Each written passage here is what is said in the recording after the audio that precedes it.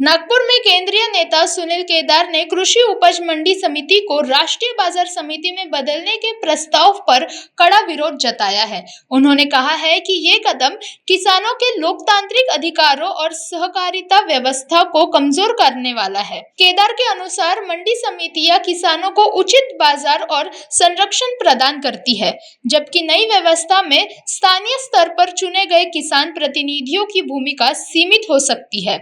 उन्होंने आरोप लगाया है कि सरकार सहकारिता क्षेत्र में लोकतांत्रिक परंपराओं को समाप्त करने की दिशा में काम कर रहा है। केदार ने किसानों, व्यापारियों और सहकारी संस्थाओं से इस मुद्दे पर एकजुट होने की अपील की है।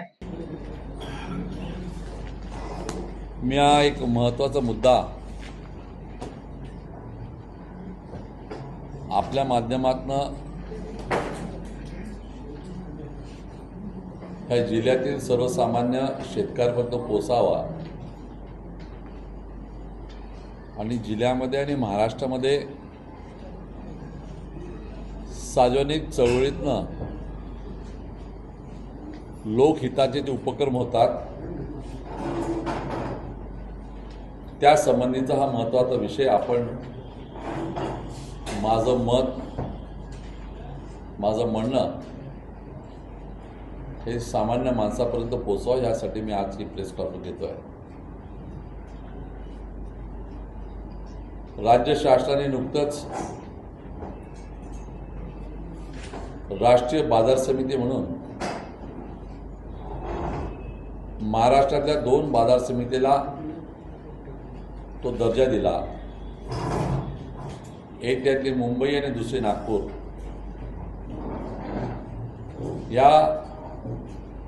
हा विषय ज्यांचं सरकार आहे त्यांच्यासाठी राजकीय नक्की असू शकतं, आहेच, पण दूरगामी परिणाम याचे काय होतील हे मी माझं मत आपल्यापुढे मांडतोय। महाराष्ट्र शासनाने पहिल्यांदा राष्ट्रीय बाजार समिती स्थापन करण्यासंबंधी ज्यावेळेस गॅझेट नोटिफिकेशन केलं त्यावेळेस जे पॅरामीटर्स दिले त्या पॅरामीटर्समध्ये ह्या राज्यातल्या जवळजवळ 6 बाजार समित्या बसतात, पण त्यांनी आपली कृती हे चूज अँड पिक केलं आहे। पॅरामीटर्समध्ये बसणाऱ्या सगळं न घेता त्यांना पाहिजे त्यांनाच घ्यायचं। हे का घेतलंय आपणच त्या ठिकाणी समजू शकता। बऱ्याच वर्तमानपत्रापैकी आपल्यापैकी काही लोकांनी लिहिलं सुद्धा आहे की याच्यामध्ये राजकीय दृष्टिकोन दिसतो म्हणून, आणि वस्तुस्थिती आहे। नागपूर बाजार समिती कळमण्याची जी आहे, देशाचे पहिले पंतप्रधान पंडित जवाहरलाल नेहरू यांच्या नावानं त्या बाजार समिती स्थापना झाल्यानंतर आणि आजपर्यंत एक प्रेस नोट आपल्याला दिली आहे। आपण त्या प्रेस नोटच्या माध्यमातून त्याला डिटेल आपल्याला मिळेलच। पण या बाजार समिती उभी झाल्यानंतर राज्य शासनाच्या कायद्याच्या अंतर्गत सुरुवातीला ही बाजार समिती 3 तालुक्याची होती, कामठी, नागपूर आणि हिंगणा। त्यानंतर असाच राजकीय आवेश काही लोकांचा बाहेर आला आणि मग या बाजार समितीला बायफर्केशन केलं। हिंगणा अलग केली, कामठी अलग केली, नागपूर अलग केली। पण त्यानंतरही नागपूर बाजार समितीने आपला प्रगतीचा जो आलेख होता तो थांबवला नाही। कळमण्यापाशी एक 150 एकर जागा घेतली। ती जागा बाजार समितीने स्वतःच्या पैशातनं घेतली। शासकीय 1 रुपयाचं अनुदान न घेता किंवा त्या कळमण्याला शासनाची 1 इंचभरी जमीन न घेता लँड ॲक्विजिशनच्या माध्यमातून ती जागा विकत घेतली आणि आज स्वतःच्या भरोश्यावर बाजार समितीने स्वतःच्या आर्थिक मजबूतीवर, आर्थिक मिळकतीवर त्या 150 एकरामध्ये एक चांगली अशी बाजारपेठ उभी केली। माझ्यासारखा म्हणून नक्कीच विचार करेल की एखाद्या समूहानं, एखाद्या विचारानं समजा चांगलं काम केलं तर त्याला शाबासकी द्यायची की त्याला घरी पाठवायचं, हा मूलभूत प्रश्न आज माझ्यासारख्याच्या मनामध्ये आणि आपण सुद्धा समाजापर्यंत तो नेला पाहिजे, हा माझा त्याच्या मागे आपल्याला त्या ठिकाणी आग्रह आहे। या बाजार समितीमध्ये आपण पाहिलं असेल तर या बाजार समितीमध्ये असलेली व्यवस्था आणि या बाजार समिती असलेलं मार्केट तुम्हा आम्हाला त्या ठिकाणी अत्यंत हेवा वाटणारी गोष्ट आहे की या बाजार समितीमध्ये बहुतांश माल विकायला जो येतो तो मध्य प्रदेश आणि छत्तीसगडमधून येतो। या नागपूर बाजार समितीच्या माध्यमातून नागपूर आणि नागपूरच्या परिसरामध्ये असलेला भाजी जी आपल्याला उपलब्ध होते ही 80% भाजी, घेऊन 80% भाजी ही मध्य प्रदेश आणि छत्तीसगड येतं, वेळप्रसंगी नाशिकवरून सुद्धा येतं। म्हणजे याचा अर्थ समजायचा की एवढा दूर ट्रान्सपोर्ट सहन करूनही, समजा ट्रान्सपोर्टचा खर्च करूनही इथे भाजी समजा विकायला ते येतात, त्या मार्केट कमिटीमध्ये त्या लोकांना त्यांच्या मालाला भाव हा त्यांच्या तिथल्या लोकल मार्केटच्या नक्कीच जास्त मिळेल म्हणूनच ते येत असतील, असं साधारणतः आपल्याला हे माझं मत आहे। आपण त्याच्यामध्ये स्वतःच त्याच्यामध्ये माहिती घेण्याचा प्रयत्न करू शकता। ह्या बाजार समितीच्या अंतर्गत कोल्ड स्टोरेजची व्यवस्था आहे, ह्या बाजार समितीच्या अंतर्गत त्या ठिकाणी असलेलं बँकेची व्यवस्था आहे, राहण्याची व्यवस्था आहे, खाण्यापिण्याची व्यवस्था आहे। ह्या बाजार समितीने स्वतःच्या भरोश्यावर तिथे पाण्याची व्यवस्था सुद्धा केलेली आहे। नागपूर महानगरपालिकेकडनं पाणी घेत नाही बाजार समिती, हे बाजार समितीने त्या बाजार समितीपासून असलेल्या 7 किलोमीटरच्या अंतरावर गादा शहर आहे ना, गादा शहरापासून एक स्वतंत्र पाईपलाईन स्वतःची टाकलेली आहे आणि ती बाजार समितीने त्या ठिकाणी स्वतःची पाणी। सांगण्यात तात्पर्य एवढंच की शासनाचा एकही पैसा न घेता, शासनाची एकही इंच जमीन न घेता, एक विचारधारानं आणि शेतकऱ्याच्या ग्रामीण भागाच्या अर्थव्यवस्थेला मदत झाली पाहिजे भूमिका आणि कटिबद्धता असल्याच्या लोकांनी उभं केलेली बाजार समिती काढून त्याला दर्जा देता आणि घरी त्या ठिकाणी घेऊन जाता, त्या सगळ्याला शेतकऱ्याचे निवडून आलेले लोकप्रतिनिधी त्या ठिकाणी पाठवतात। भारतीय जनता पार्टीने मी त्यांचं वक्तव्य काही लोकांचं ऐकलं, वर्तमानपत्रामध्ये वाचलं, मी त्या सगळ्याला तुमच्या माध्यमातून एक प्रश्न विचारतो। मागच्या 15 वर्षापासून महाराष्ट्रामध्ये तुमचं सरकार आहे, केंद्रातलं आहे, राज्यातलं आहे, महानगरपालिका सुद्धा तुमची आहे। या नागपूर शहरातल्या आठवडी बाजार जे आहे भाजीचे, त्याची अवस्था पाहून टाका तुम्ही कशी आहे त्या ठिकाणी।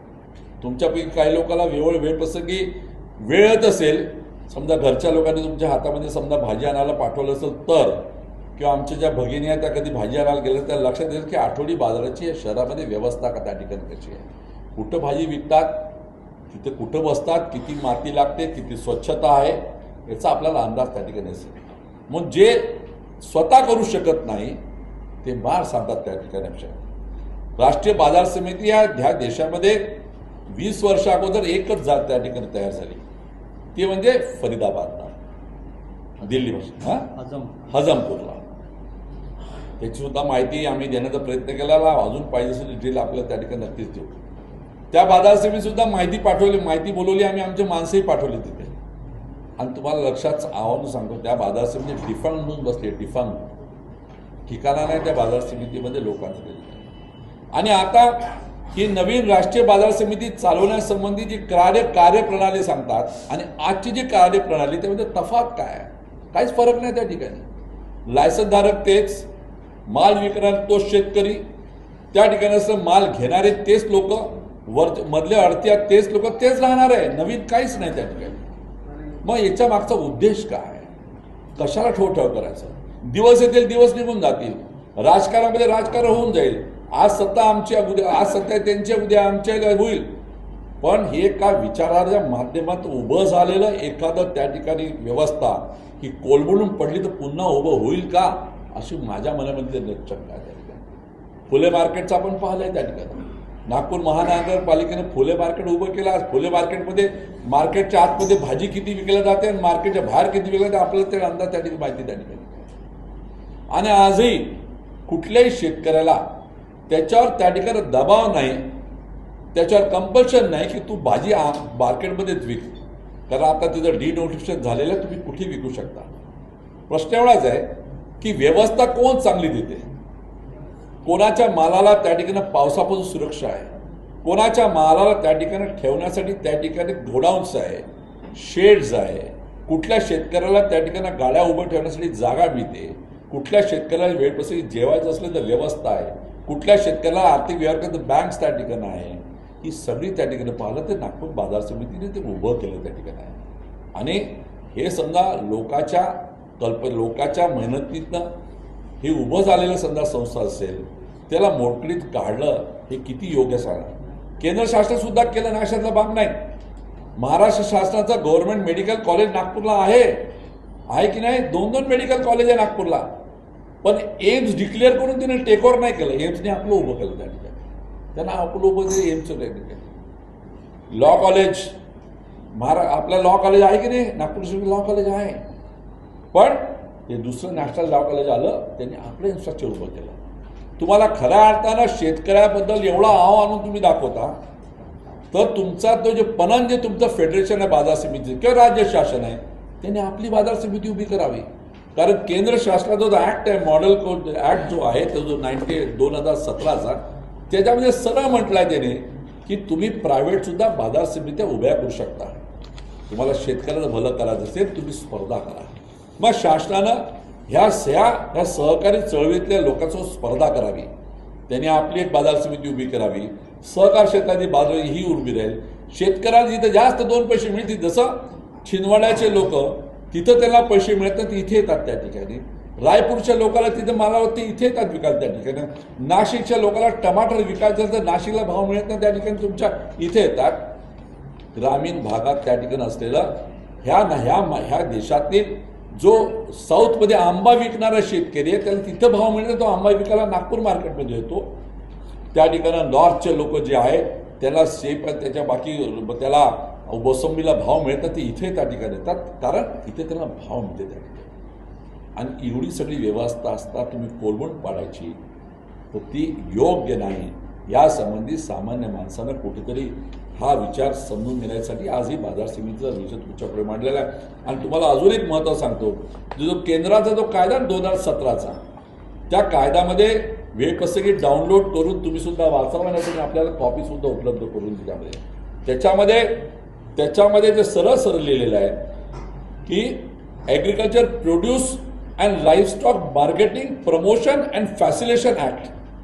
Promotion and facilitation act. What does facilitation mean? फॅसिलेशनचा अर्थ काय त्या ठिकाणी की तुम्हाला त्या ठिकाणी ती मार्केट एकदम मजबूत होते, त्याला फॅसिलिटी त्याचा डिटेल्समध्ये गेला तर त्याचं बॅकवर्ड इंटिग्रेशन आहे. बॅकवर्ड इंटिग्रेशन कसं?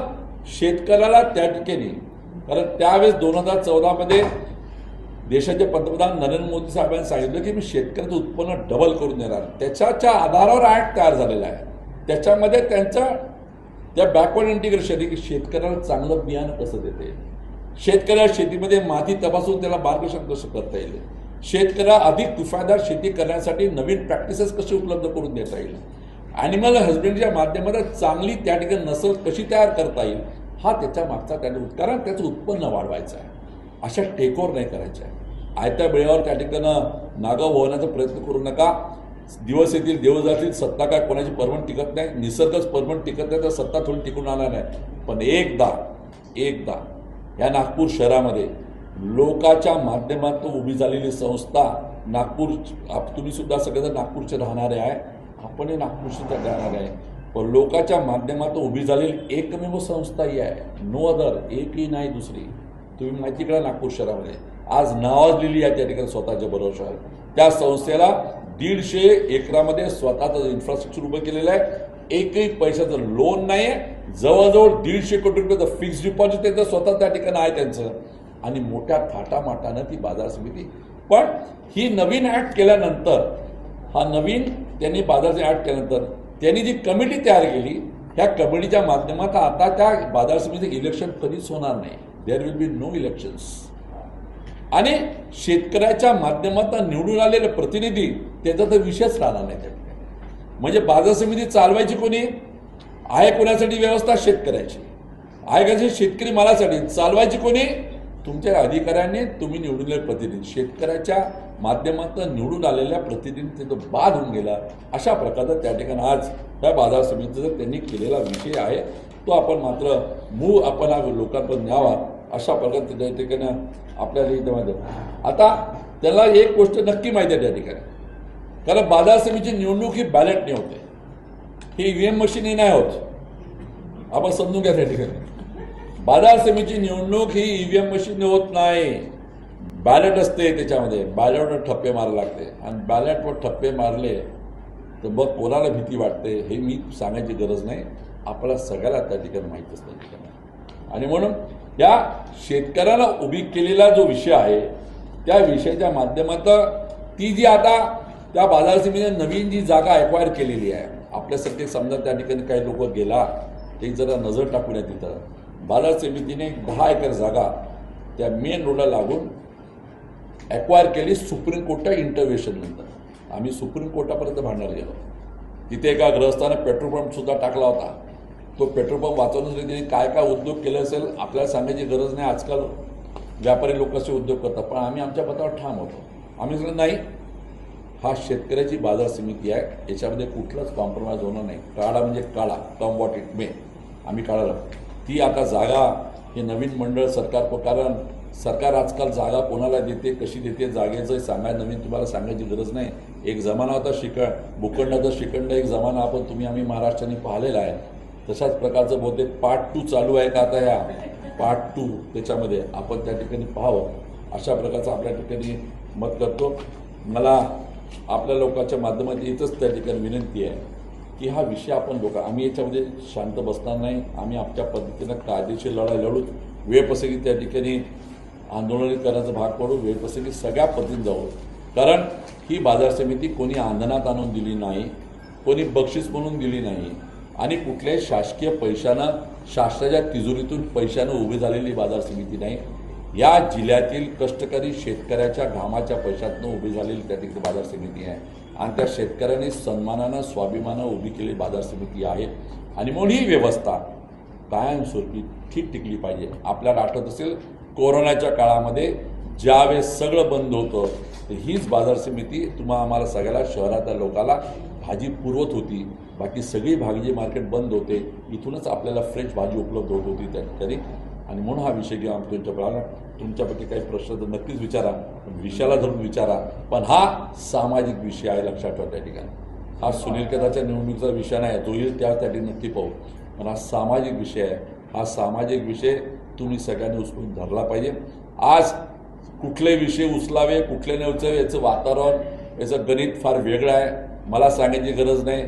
तुम्हा लोकांना दोषी मी कधीच पकडणार नाही. तुमच्यापैकी काही लोकांशी माझं व्यक्तिगत बोलणं होते, तसंही मी प्रेससोबत काही खूप फ्रेंडली नाही, आपल्याला माहिती आहे. कारण मलाही समजते त्या ठिकाणी दोष तुमचा नाही आहे, दोष कोणाचा दुसऱ्याचा ठिकाणी. पण चूप राहिलं तर आम्ही गुन्हेगार जास्त आहे. गुन्हा करणारा जेवढा गुन्हेगार असतो थोडा गुन्हा सहन करणारा जास्त गुन्हेगार होतो. हे तत्व आम्हाला त्या ठिकाणी मान्यच आहे. आणि मग त्या ठिकाणी आपण अध्यक्ष आणि ज्यांनी ह्या नागपूर शहरातले 15 वर्षामध्ये त्या ठिकाणी असलेले वीकली मार्केट दुरुस्त करू शकत नाही, ते काय मार्केटच्या गोष्टी करतात आयुष्यात. जे नागपूर शहराला पिण्याचं पाणी देऊ शकले नाही 15 वर्षामध्ये, 24/7 जे नागपूर शहरामध्ये ड्रेनेज नाही ठीक करू शकले 15 वर्षामध्ये, त्यांनी विकासाच्या गोष्टी कराव्या घ्या. हे सगळ्या भूलथाप आहे, हा जुमल्यासारखा विषय आहे. पण तुम्हाला माझी हात जोडून विनंती आहे की कष्टकऱ्यांनी उभी केलेली व्यवस्था आहे, ही व्यवस्था समजा उद्या उजाड झाली, उजाड होत असताना आम्ही आमचं कर्तव्यामध्ये चुकलो तर ते आमच्या मनाला नेहमी त्या ठिकाणी टोचत राहील. याचा नक्की आपण त्या ठिकाणी कुठेतरी विचार करावा आणि हा सर्वसामान्य माणसापर्यंत विषय न्यावा ही विनंती करायला सुनील केदार तुमच्यापर्यंत आलेला आहे. सोल्युशनसाठी आम्ही कोर्टात गेलो नाही. सुप्रीम कोर्टात तुम्ही ऐकून घ्या, तुम्हाला ते मिसप्रिंट तुम्हाला त्या चुकीच्या पद्धतीने सांगितलं आहे. आम्ही जे सुप्रीम कोर्टामध्ये गेलो होतो ज्यावेळेस इथं वेकेशनमध्ये आम्ही गेलो होतो की तुम्ही जे नोटिफिकेशन काढले त्याला स्टे द्या म्हणून, त्या त्यावेळेस त्यांनी दिला नाही. तो विषय घेऊन आम्ही सुप्रीम कोर्टामध्ये गेलो होतो.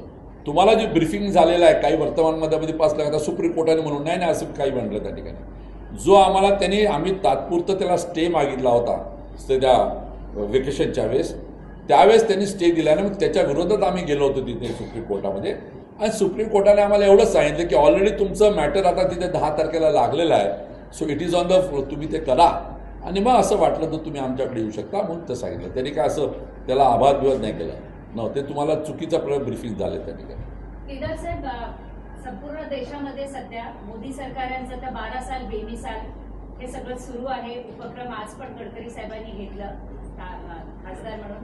तर या बेमिसाल धोरणामध्ये हे एक धोरण तुम्ही इन्क्लूड कराल का, की हे जे 12 साल बेमिसाल जे झालंय त्याच्यामध्ये हे पण एक राष्ट्रीयकरण करणं एखाद्या बाजार समितीचं. आणि दुसरा प्रश्न, नुकतीच राजीव पोद्दार यांची आता पत्रकार परिषद झाली, बोलताना ते म्हणाले की आम्ही सुनील केदारांचं राजकारण संपवलं, नगरपंचायत आमच्या, नगर परिषदा आमच्या आहेत, ते या निवडणुकीत उभे, तुम्हाला माहिती आहे उमेदवार म्हणून. तुम्ही कसं बघाल त्यांच्या या? मी आपल्याला एकच सांगू शकेल की आजच्या विषयापुरतं एवढं राहू द्या आणि कोण कोणाला संपवू शकतं हे लोक ठरवतात. त्या देशामध्ये सुद्धा काँग्रेसला संपवून टाकू असा विषय झाला होता आणि मी याच्यावर अधिक आज न बोललेलं बरं. त्यामध्ये वेळ प्रसंगी त्यामध्ये नक्कीच बोलील, नाशातला भाग नाही.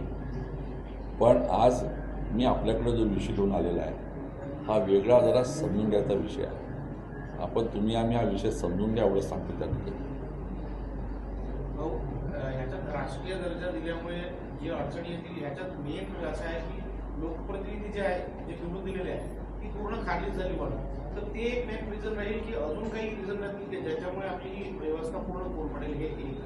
आणि दुसरा की काँग्रेस किंवा केदार या म्हणण्यापेक्षा तुमचं जे ओव्हरऑल पकड आहे ती संपवण्यासाठी हा राष्ट्रीय दर्जा आणण्याचा प्रयत्न आहे. राजकीय भाग आहेच, पण राष्ट्रीय दर्जा दिल्यामुळे फायदा का होणार हे आम्हाला समजून सांगायचं.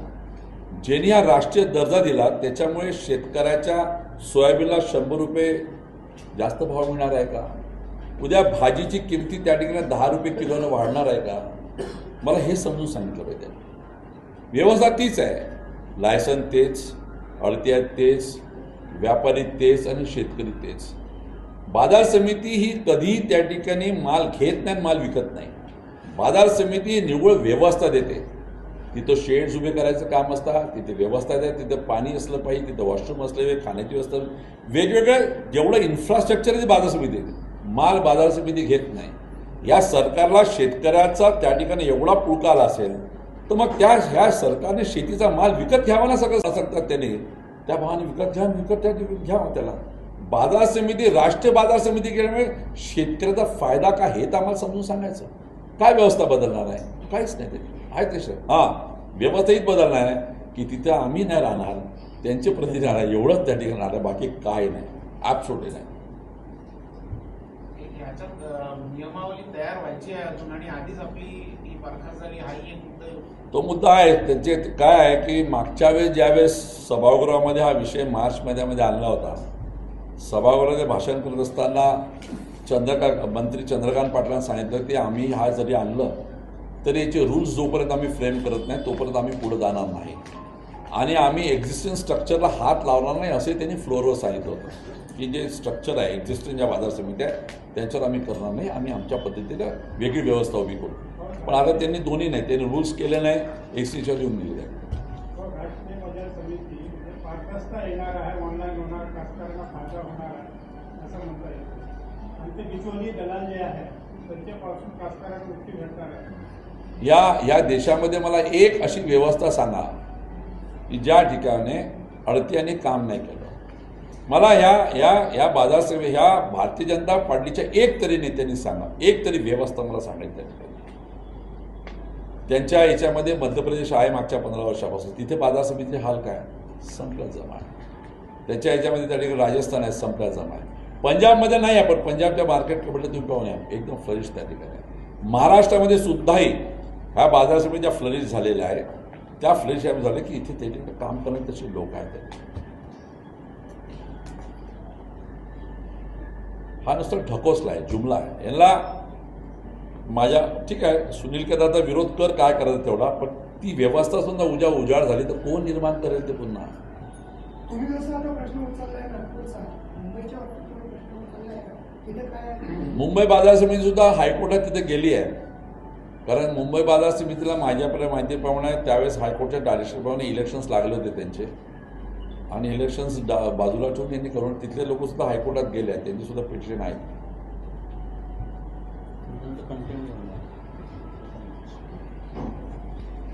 ठीक. Bureau report NTV 24 news Nagpur.